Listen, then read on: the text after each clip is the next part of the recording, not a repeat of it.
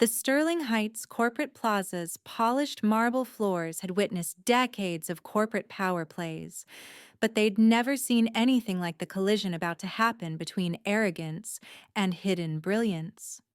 Invisible among the executives moved Tiana Jackson, a black housekeeper everyone overlooked despite her fluent Mandarin and honors degree in international relations. When a $1 million acquisition with a prestigious Chinese delegation began crumbling under Mr. Henderson's cultural insensitivity and a fraudulent translator's lies, no one suspected this uneducated woman scrubbing floors would be the only person who could save them all. As Tiana overheard the deliberate mistranslations meant to sabotage the deal, the powerful men who'd built careers on assumptions felt their first tremor of fear. They'd soon learn that the most invisible person in the room was about to become the most vital, and Sterling Heights' gleaming facade of superiority couldn't contain the reckoning about to unfold. Hi, and welcome to Lumi's Love Library. This is me, quietly putting my writing out into the world for the first time. I'm 25, I love stories, and I believe words still matter, even when you're not sure who's listening yet. If you're here, even by accident, thank you for giving this story a chance. Let's continue. The executive boardroom on the 32nd floor gleamed with the kind of money that bought silence. Inside the staff break room 1 floor below, 3 housekeepers huddled around a small table, their voices hushed despite being on break. I'm telling you, Mr. Henderson's losing his mind over this Chinese delegation, said Maria, adjusting her navy blue uniform. He's been barking orders all morning about everything being perfect. Tiana Jackson wiped down her cleaning cart, listening but saying nothing. What's so special about these guests anyway? Asked another housekeeper, rolling her eyes. Maria leaned in. $600 million deal. If it goes through, we all keep our jobs. If it falls apart? She didn't need to finish. Tiana had learned to make herself small. It was a survival skill she'd perfected over 3 years of pushing cleaning carts through Sterling Heights' gleaming corridors, her eyes down, her voice soft, her presence forgettable. Nobody looked twice at the women emptying their trash bins. Nobody wondered what thoughts moved behind her careful, neutral expression.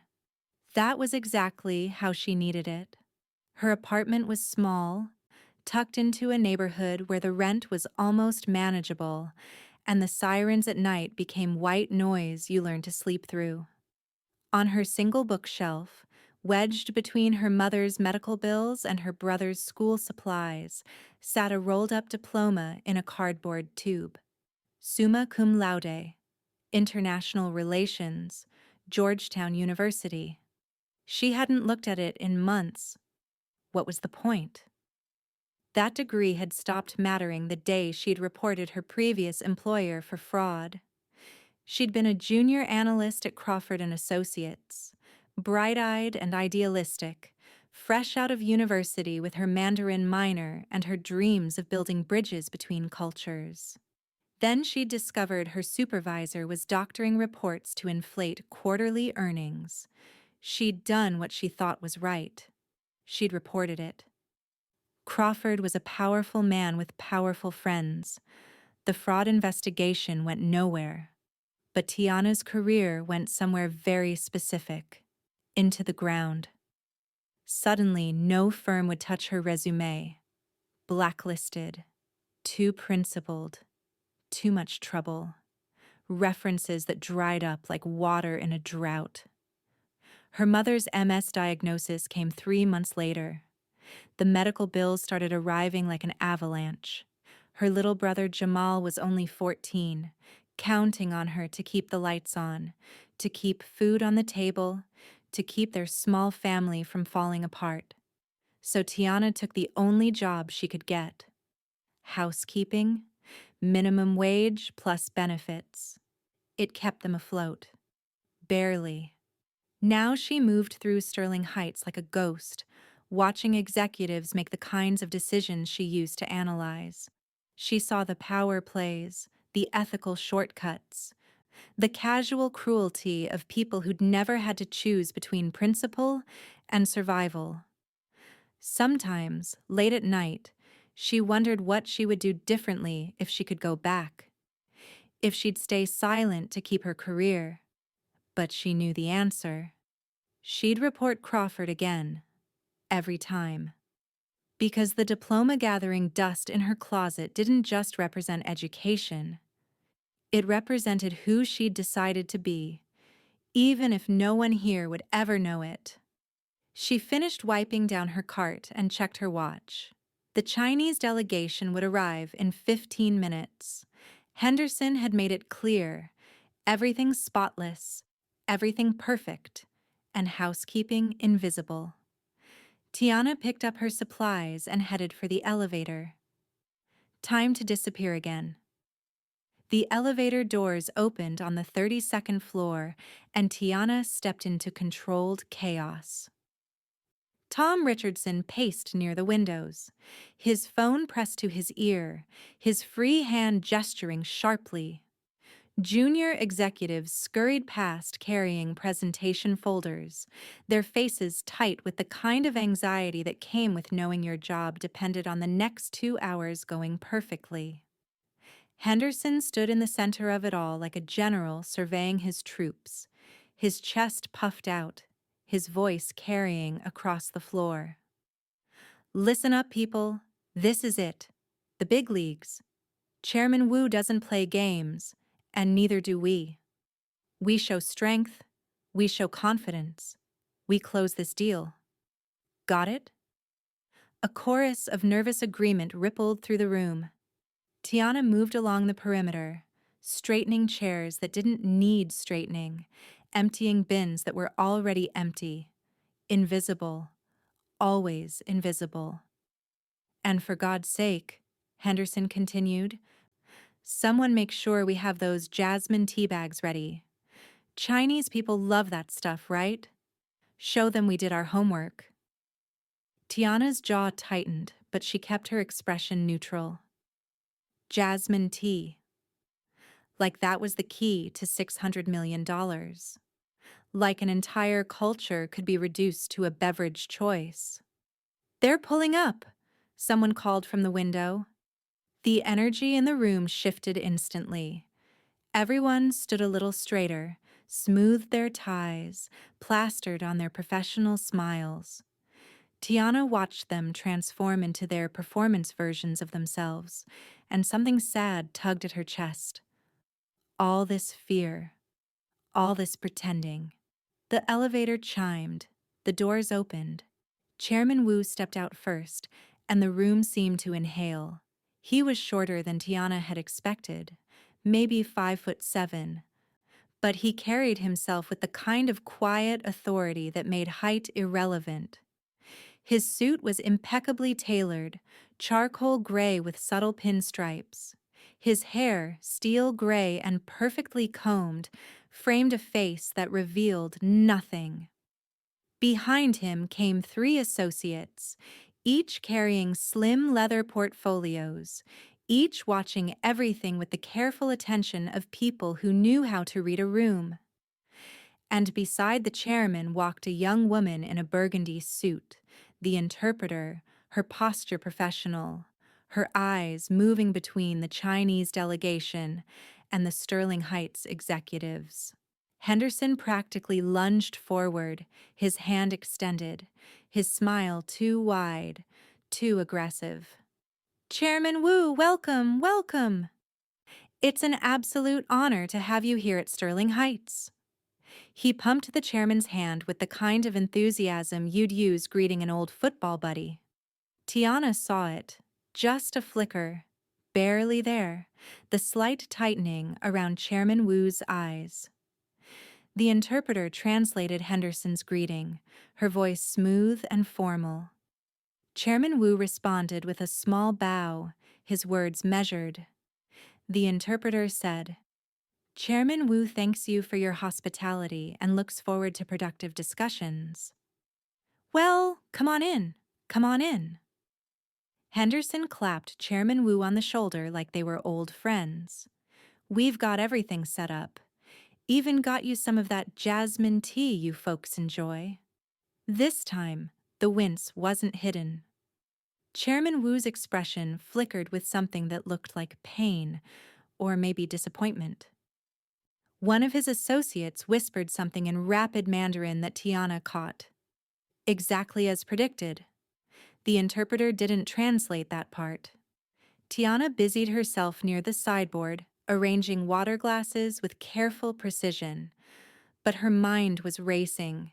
She'd seen that look before, in Shanghai, when Western businessmen had tried too hard, assumed too much, reduced thousands of years of culture to stereotypes and props. Henderson was already losing them, and the meeting hadn't even started.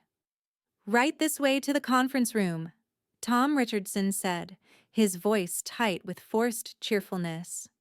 "We're very excited to discuss this partnership." As the group moved past her, Chairman Wu's eyes swept the room one final time. For just a second, his gaze landed on Tiana.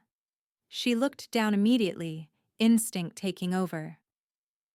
But in that brief moment, she'd seen something in his expression. Recognition. Like he knew exactly what kind of room he'd walked into. And he'd seen worse before.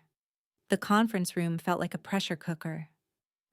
Tiana positioned herself near the sideboard, ostensibly organizing the coffee service. But really, she was trapped. Henderson had gestured for her to stay earlier, using her as some kind of proof of Sterling Heights' well-trained staff. The words had made her skin crawl, but she'd nodded and stayed put. Now she was a witness to something that made her stomach turn. Chairman Wu sat at the head of the table, his associates flanking him like sentries. Henderson and Tom Richardson occupied the opposite end, their presentation materials spread between them like battle plans. The interpreter stood slightly behind Chairman Wu, her posture professional, her face pleasantly neutral. "Let's talk about the structure of this acquisition," Henderson began, his voice full of that American confidence that assumed agreement before it was earned. "Sterling Heights will maintain majority control of operations, with Wu Corporation functioning as our Asian subsidiary. We'll handle all major decisions. You'll handle regional implementation. Clean, simple, profitable for everyone." The interpreter translated. Her Mandarin was flawless, technically perfect. But Tiana's hand stilled on the coffee carafe. That wasn't what Henderson had said. Not exactly. The interpreter had translated Asian subsidiary as subordinate branch under American authority. She'd rendered, "We'll handle all major decisions" as, "We will make all important choices while you follow our commands." Chairman Wu's face remained impassive, but his lead associate leaned forward and spoke in Mandarin, his voice carefully controlled. "This proposal suggests we would have no decision-making power. That Wu Corporation would merely execute orders from Sterling Heights. Is this accurate?" The interpreter turned to Henderson. "They're asking for clarification on the operational framework. They want to ensure mutual benefit." Henderson nodded enthusiastically. "Absolutely. Mutual benefit all the way. We provide the capital and strategic direction. You provide the regional expertise. It's a win-win." Tiana's heart hammered against her ribs.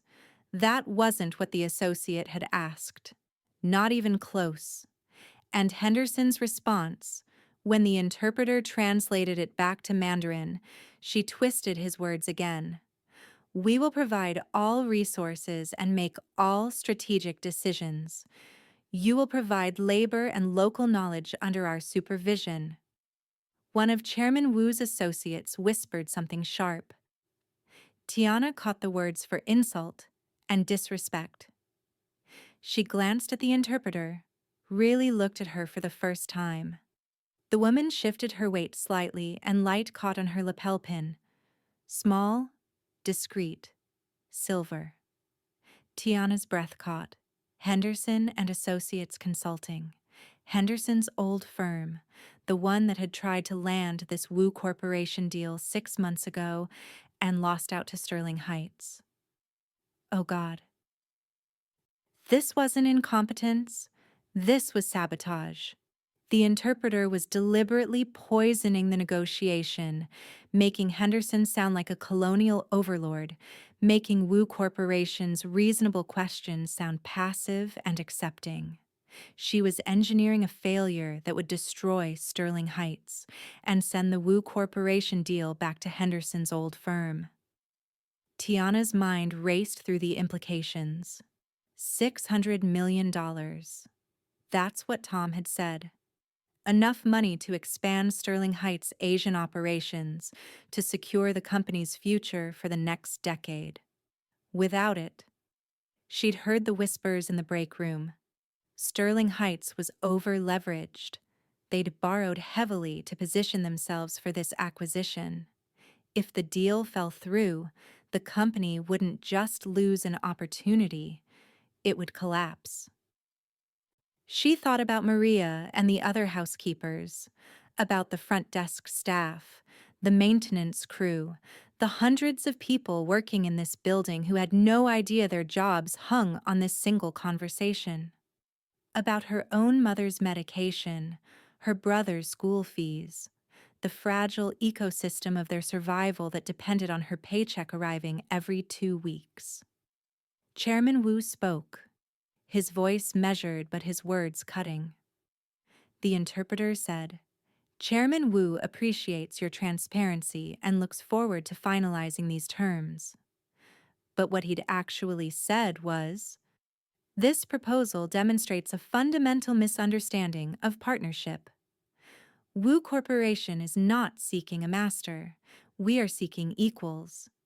I'm beginning to question if Sterling Heights understands this distinction." Henderson beamed. "Excellent. I knew we'd see eye to eye." Tiana watched Chairman Wu's jaw tighten almost imperceptibly. He was seconds away from walking out. She could see it in the way his associate had started gathering papers, in the slight shift of his posture toward the door. Her hands were shaking. Every instinct screamed at her to stay quiet, to stay invisible, to let this play out without her. But $600 million, hundreds of jobs, her mother, Jamal. Tiana set down the coffee carafe. Her career had ended once before because she'd spoken up, but some things mattered more than safety. She took a breath and stepped toward the table. The moment Tiana took that step toward the table, Henderson's assistant knocked over a water glass. It happened fast. A gesture gone wrong, nerves making him clumsy. And suddenly, water was spreading across the polished mahogany, soaking into presentation folders and threatening the expensive leather portfolios. Everyone jumped up at once. Chairman Wu's associates moved their materials with practiced efficiency. Tom Richardson grabbed napkins, and Henderson's face went red, that particular shade that meant someone was about to pay for his embarrassment. "Jackson!" His voice cracked like a whip. "Get over here and clean this up, now!" Tiana's stomach dropped. She'd been stepping forward to speak, to intervene, but now she was frozen in a different kind of spotlight. Every eye in the room turned toward her, and the moment shattered into something else entirely.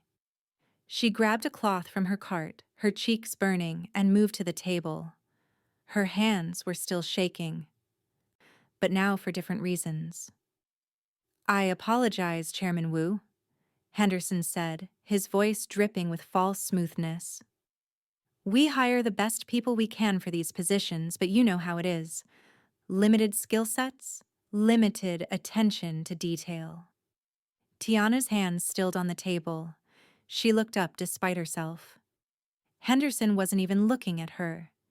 He was looking at Chairman Wu, using her humiliation as some kind of bonding moment, like they were both sophisticated men dealing with the incompetence of lesser beings. "This is exactly why we need your partnership," Henderson continued, warming to his subject. "Sterling Heights understands that not everyone is capable of excellence. Some people are suited for leadership, others for—" He gestured vaguely at Tiana. "Service. It's just the natural order of things." The interpreter translated. Tiana watched Chairman Wu's face, saw something flash there. Anger, maybe, or disgust, but he said nothing. "Honestly," Henderson pushed on, oblivious or uncaring, "we try to be charitable, give opportunities to the uneducated, those who don't have the capacity for higher thinking. But moments like this remind you why there are hierarchies, right?" Uneducated. The word hit Tiana like a physical blow. She thought about her diploma in its tube, about the acceptance letter to Georgetown's graduate program, about the year in Shanghai, debating philosophy in Mandarin with her host family, dreaming in a language Henderson probably couldn't order lunch in. She finished wiping the water, her movements mechanical, her face carefully blank. This was survival. This was what you did. You swallowed it. You endured. But when she straightened up, cloth in hand, she found herself looking directly at Chairman Wu. His eyes met hers, and something passed between them. Not pity. She would have hated pity. It was recognition. Like he saw past the uniform, past Henderson's words, past the entire ugly performance. Like he understood exactly what was happening and had seen it play out 1,000 times in 1,000 different rooms. One of his associates murmured something in Mandarin. Tiana caught the phrase. This is their character. Henderson was still talking, oblivious. Anyway, where were we? Yes, the profit-sharing structure. As I was saying, Sterling Heights will naturally take the lead on all major decisions. The interpreter translated his words into more poison. Chairman Wu's expression had gone completely neutral now, the mask of a man who'd made a decision and was simply waiting for the polite moment to execute it. Tiana moved back toward her cart. Her moment had passed. She'd been about to speak up, to intervene, to risk everything. And instead she'd been reduced to a prop in Henderson's theater of casual cruelty. But Chairman Wu was still watching her. Even as Henderson droned on, even as the interpreter continued her quiet sabotage, his attention kept drifting back to the woman by the cleaning cart. And Tiana realized something that made her pulse quicken. He was waiting, testing, seeing if anyone in this room had the courage to tell the truth. She'd already lost one career for speaking up. Her mother needed medication. Jamal needed stability. Everything logical told her to stay quiet, to let this disaster unfold without her fingerprints on it. But Chairman Wu's eyes held a question, and Tiana had never been good at staying silent when it mattered. Chairman Wu pushed back his chair. The sound cut through Henderson's monologue like a blade. Every head in the room turned. "I believe," Chairman Wu said in Mandarin, his tone final, "that Wu Corporation and Sterling Heights are not compatible partners. We have very different values regarding—" "Honorable Chairman Wu." Tiana's voice was quiet, but in the sudden silence it carried like a bell. The room froze. Every molecule of air seemed to stop moving. Tiana's heart hammered so hard she thought it might crack her ribs, but her Mandarin flowed smooth and clear, the tones precise, the formality appropriate for addressing someone of Chairman Wu's status. Please allow me to speak a few words. In clear water, you see the bottom. In murky water, pearls are hidden. Sometimes the most precious things are hidden in the most unremarkable places. It was an old proverb, one her host mother in Shanghai had taught her, about looking deeper, about not judging by appearances. Chairman Wu had been halfway to standing. Now he sank back into his chair slowly, his eyes locked on Tiana with an intensity that made her knees weak.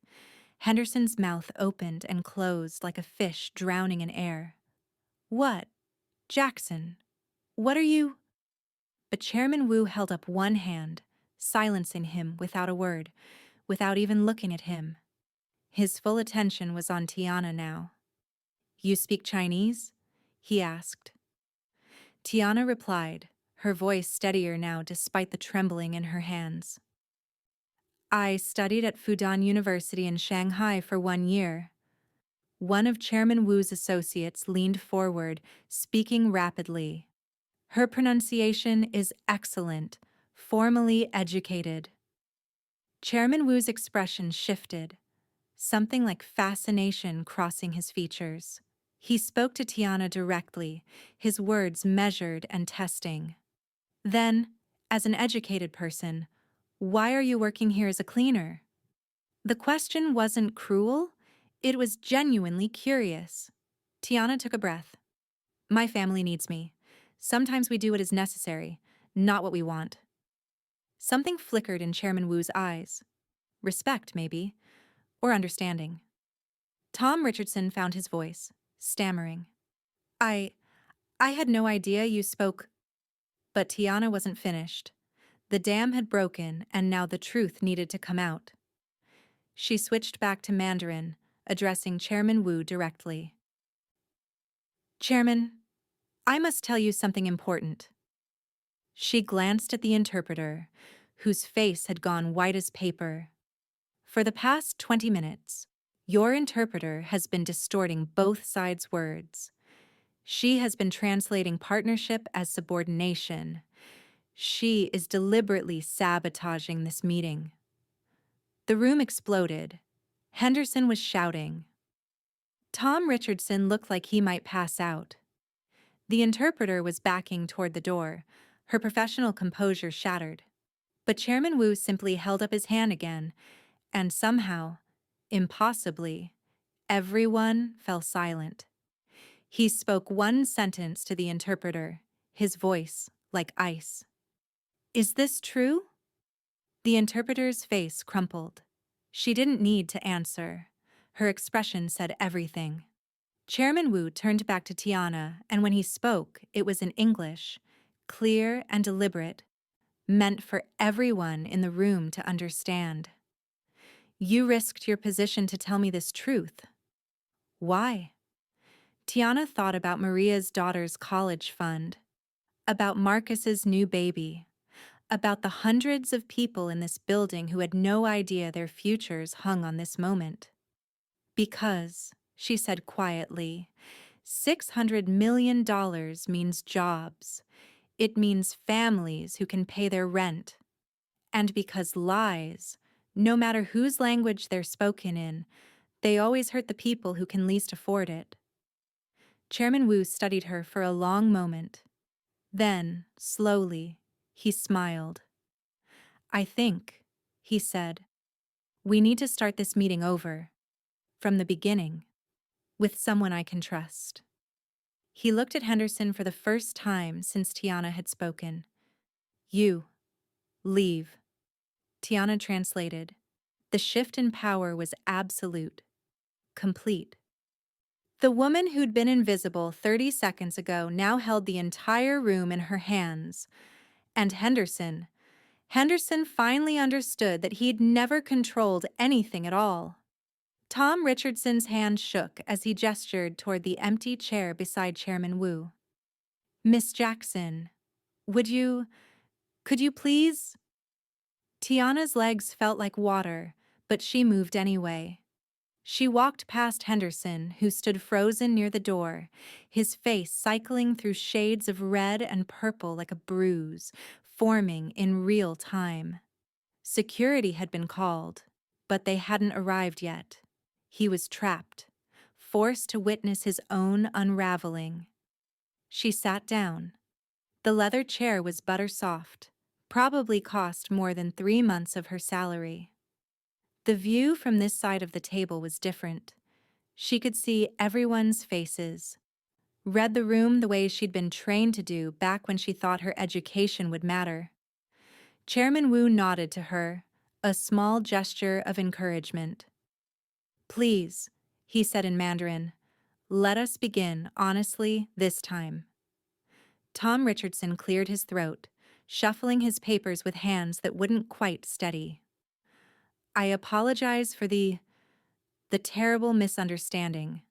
Sterling Heights values integrity above all else, and what happened here today—" "Mr. Richardson," Chairman Wu interrupted gently, "perhaps we should focus on the actual terms of partnership.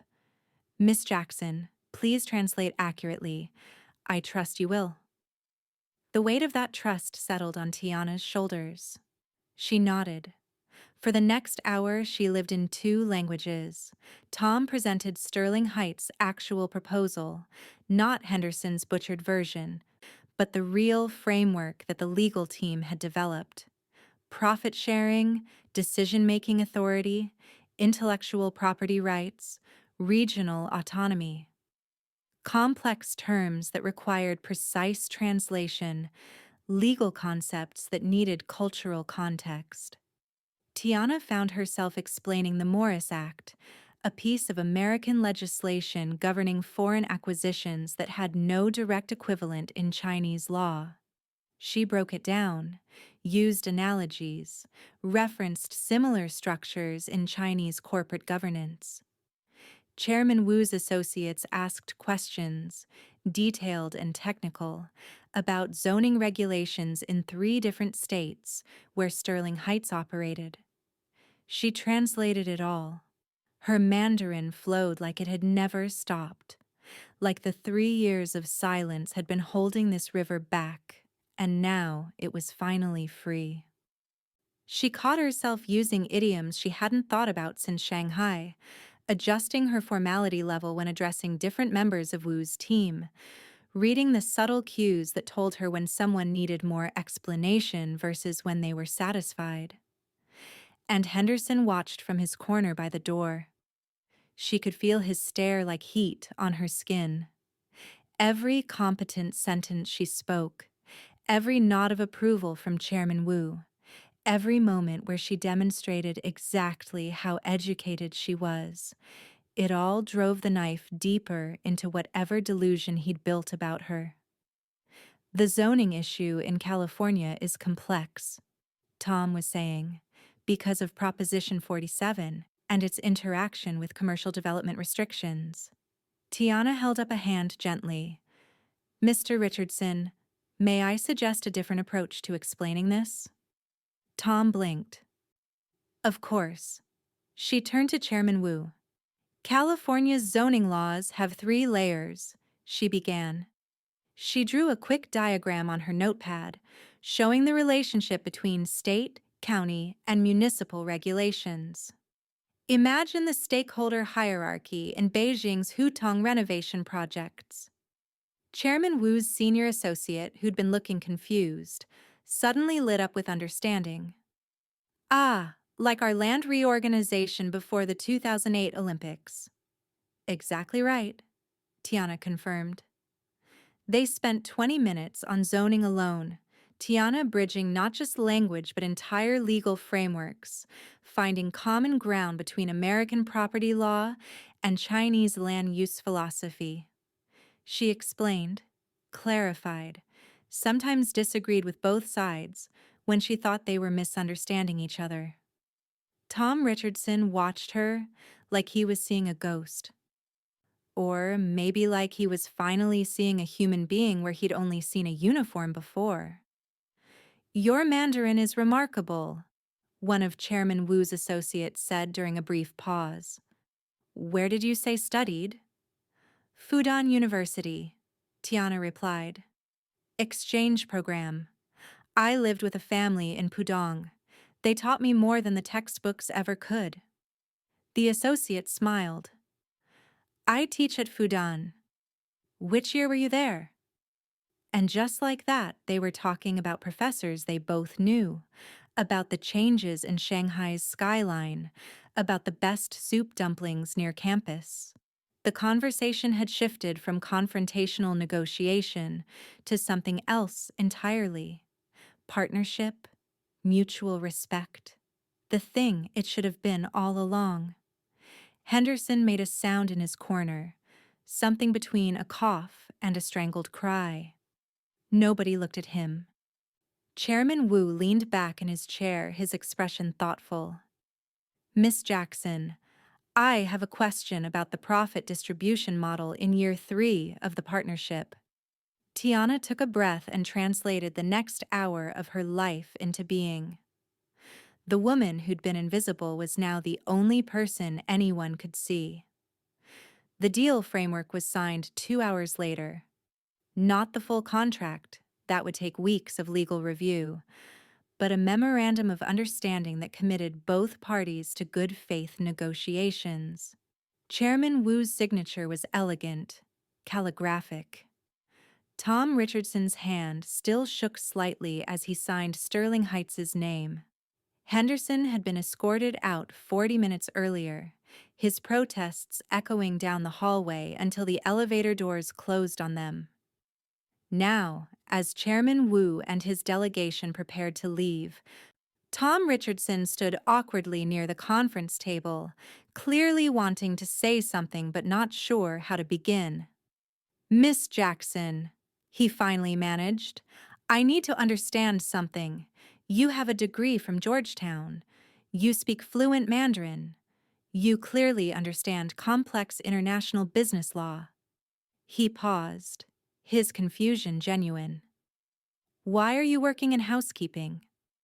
The question hung in the air. Chairman Wu, who'd been gathering his papers, stilled, waiting. Tiana felt her throat tighten. This was the part she'd avoided for 3 years. The explanation that made her sound bitter, or vindictive, or like someone who couldn't let go of the past. I was blacklisted, she said quietly. My previous employer. I reported financial fraud, and he made sure I'd never work in the industry again. Tom's eyebrows rose. That's illegal. You could have sued. With what money? The words came out sharper than she'd intended. Mr. Richardson, my mother has MS. The medications cost $2,000 a month. My brother was 14 when this happened. I couldn't afford a lawyer. I couldn't afford to fight. I needed a paycheck. Any paycheck. Immediately. She took a breath, steadying herself. Sterling Heights was hiring housekeepers. The position came with health insurance, so I took it. But why didn't you apply for other positions here? We have an international relations department. I did apply. Tiana met his eyes. Twice. Both applications were rejected without interview. Mr. Henderson was on the hiring committee. The color drained from Tom's face. Henderson blocked you? I don't know for certain, but my applications never went anywhere. She paused, choosing her words carefully. Mr. Henderson made it very clear from my first week that he considered housekeeping staff to be intellectually inferior. Anyone who tried to be more than what he expected became a target. Chairman Wu spoke up, his English precise. This man, Henderson, how did he treat you? Tiana's hands clenched in her lap. He called me uneducated, regularly. He used me as an example to other employees of what limited capacity looked like. He made jokes about my intelligence in front of clients. Her voice wavered slightly. Today wasn't unusual. It was just the first time someone besides the housekeeping staff witnessed it. There are others? Tom asked, his voice tight. Maria. She's Dominican. He calls her his little cleaning lady and mimics her accent. Marcus in maintenance is black. Henderson once told a client that Marcus probably couldn't read the technical manuals, so everything had to be explained to him at a basic level. Tiana's chest felt tight. We don't report it because we need our jobs. And Henderson made sure we understood that complaints disappear. Tom Richardson looked like he might be sick. Miss Jackson, these are serious allegations. They're not allegations, Tiana said quietly. They're experiences. There's a difference. Chairman Wu set down his portfolio with deliberate care. Mr. Richardson, in Wu Corporation we have a saying, a fish rots from the head. If this Henderson is allowed such behavior, what does that say about Sterling Heights' character? The implication was clear. The deal they'd just signed could evaporate if this wasn't addressed. Tom ran a hand through his hair. I swear to you, I had no idea. This will be investigated, immediately. Miss Jackson, would you be willing to make a formal statement to our CEO and HR department? Tiana thought about Henderson's connections, about his tenure at the company, about how many times she'd seen powerful men protected while the people they hurt were quietly dismissed. My word against his? She asked. A housekeeper against a senior manager with 15 years at this company? Your word, Chairman Wu interjected, backed by the man whose partnership is worth $600 million to this company. He looked at Tom Richardson. I will make it clear to your CEO, if this investigation is not thorough, if this woman's courage is not rewarded, Wu Corporation will reconsider our arrangement. Tom nodded quickly. Absolutely. I'll arrange a meeting with our CEO within the hour. Tiana felt something crack open in her chest. Not hope, exactly. Hope was dangerous, but maybe something close to it. There are others who can confirm what I'm saying, she said. Maria, Marcus, at least 6 other staff members. If you actually want the truth, you'll need to promise them protection. No retaliation. You have my word, Tom said. Tiana looked at him for a long moment, reading his face, trying to decide if his word meant anything at all. Then she nodded. Okay, she said. Let's tell the truth. 3 months later, Tiana stepped through Sterling Heights' brass revolving doors wearing a charcoal suit she'd bought with her first real paycheck in 3 years. The briefcase in her hand was leather, practical, but nice. A gift from her mother, who'd cried when Tiana told her about the promotion. The lobby looked different from this angle. She'd mopped these floors 100 times, always with her head down, always invisible. Now people nodded to her, said good morning, held the elevator. Miss Jackson, Rebecca from the front desk waved, her smile genuine. How's the new office? Still getting used to it, Tiana admitted.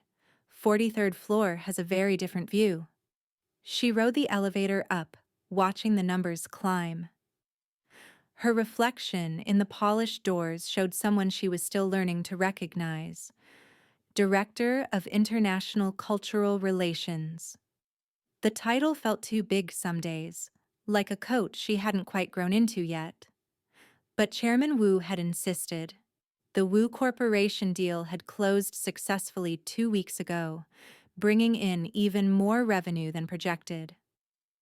And Tiana had been at the center of every negotiation, every cultural briefing, every late-night call with Shanghai to iron out contract details. Her office was modest by executive standards, but felt like a palace compared to the break room. She had a desk, a window, A bookshelf where her diploma now sat framed beside a photo of her mother and Jamal. On her first day, the housekeeping staff had sent flowers. The card read, "You didn't just save your job, you saved all of ours." She thought about that card as she settled into her chair and opened her laptop. Save their jobs? Yes. But she could do more than that. The proposal she'd been working on for weeks sat in her drafts folder. She read through it one more time, making small edits, strengthening her arguments. Then she sent it to Tom Richardson with a subject line that made her pulse quicken. Skills Recognition and Internal Mobility Program.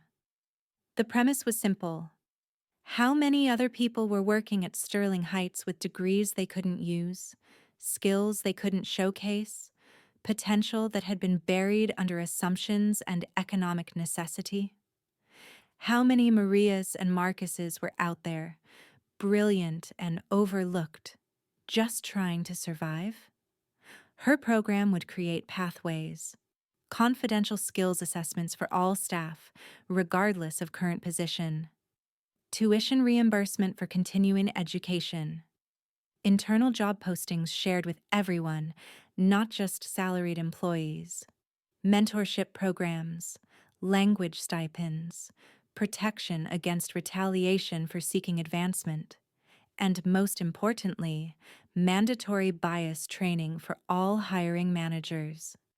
Because Henderson hadn't been an anomaly, he'd been a symptom. The investigation into Henderson's conduct had uncovered a pattern stretching back years. 17 formal complaints that had been misplaced or resolved internally. Dozens of staff members who'd faced his cruelty and said nothing because they needed their paychecks. He had been terminated, of course, but the rot ran deeper than one man. Tom Richardson's response came back within 20 minutes. "Let's discuss this afternoon. I think the CEO will want to hear this directly from you." Tiana smiled. 3 months ago, she would have been terrified of that meeting. Now she was ready for it. Her phone buzzed. A text from Maria. "Lunch today. Want to hear about my application to the admin training program. You inspired me." Another text. This one from Marcus. "My daughter asked me last night what I wanted to be when I grew up. First time in 10 years I had an answer. Thank you." Tiana's eyes burned with unexpected tears. This was what mattered. Not the title, not the office, not even the salary that finally let her mother get the treatment she needed. It was this. The ripple effect of one person refusing to stay invisible. There was a knock on her door. One of the junior associates from legal poked his head in. "Miss Jackson, Chairman Wu is on the line from Shanghai. He wanted to discuss the expansion proposal for the Guangzhou market." Tiana picked up her phone, switching effortlessly into Mandarin as she greeted the chairman. They talked for 20 minutes about market analysis, cultural considerations, potential partnerships. When she hung up, she sat for a moment in the quiet of her office. She thought about the woman she'd been 3 months ago. Scared, hidden, convinced that speaking up would cost her everything. She'd been right about the cost. It had been terrifying, destabilizing, a leap into an abyss with no guarantee of landing safely. But she'd been wrong about what she'd lose. She hadn't lost herself. She'd found herself again. Her calendar pinged. Staff meeting in 15 minutes, then the presentation to the CEO about her mobility program, then a call with the Beijing office about translation protocols. A full day of being seen, being heard, being exactly as educated and capable as she'd always been. Tiana Jackson picked up her briefcase and headed for the conference room. Not invisible anymore, never invisible again. And somewhere in this building, maybe there was another person pushing a cleaning cart, hiding their light, waiting for someone to see them. Tiana was going to make sure Sterling Heights learned how to look. If you enjoyed this story, you're welcome to stay. Subscribe to Lumi's Love Library for new stories every day. And if you're not ready to leave yet, there's another story waiting for you in the playlist on your screen right now.